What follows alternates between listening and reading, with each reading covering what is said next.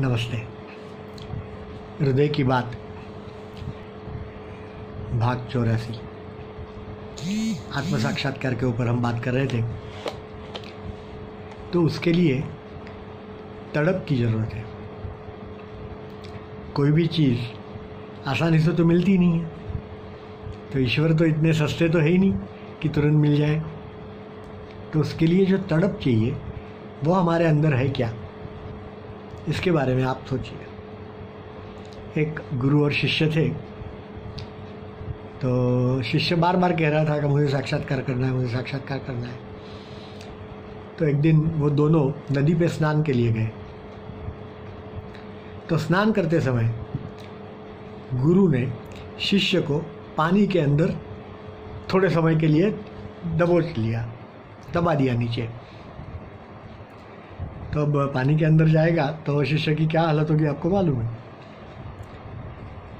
और थोड़ी देर के बाद उसको बाहर निकाला। तो उसके बाद पूछा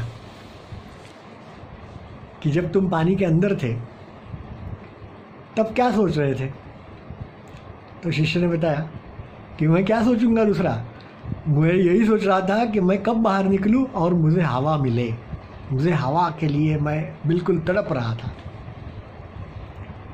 तो उस गुरु ने कहा कि बस जिस तरह तुम हवा के लिए उस समय तड़प रहे थे, उसी तरह जब तुम परमात्मा के लिए तड़पोगे तब तुम्हें वो मिल जाएंगे। है क्या ऐसी तड़प हमारे पास? नहीं ना। तो हमें परमात्मा कैसे मिलेंगे?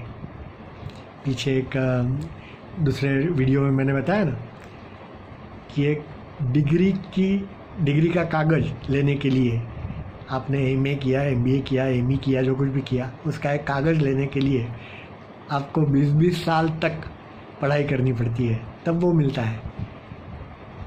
तो ईश्वर को इतना सस्ता तो हम नहीं मान सकते ना। तो ये सारी चीज़ें हमें सोचनी है।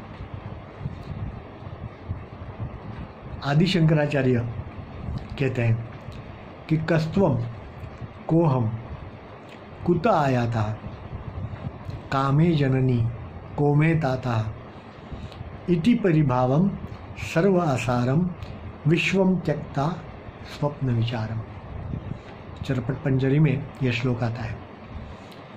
तो वो कहते हैं कि मैं कौन हूँ, कहाँ से आया हूँ, किस लिए आया हूँ, क्या करने के लिए आया हूँ, मेरे माँ बाप कौन है। तो ये सारी चीज़ें जो है वो हमारे दिल में उसके प्रश्न उठते हैं। तो ये जानना वही तो साक्षात्कार है। तो ये जानने के लिए लेकिन क्या करना चाहिए? तो शंकराचार्य जी महाराज कहते हैं कि ये जो असार विश्व है उसको छोड़ दीजिए, तो ही आप कुछ जान पाएंगे। हर एक के लिए तो संभव नहीं है, लेकिन फिर भी हम कोशिश तो कर ही सकते हैं। तो देखो कैसे कोशिश होती है अपनी। धन्यवाद।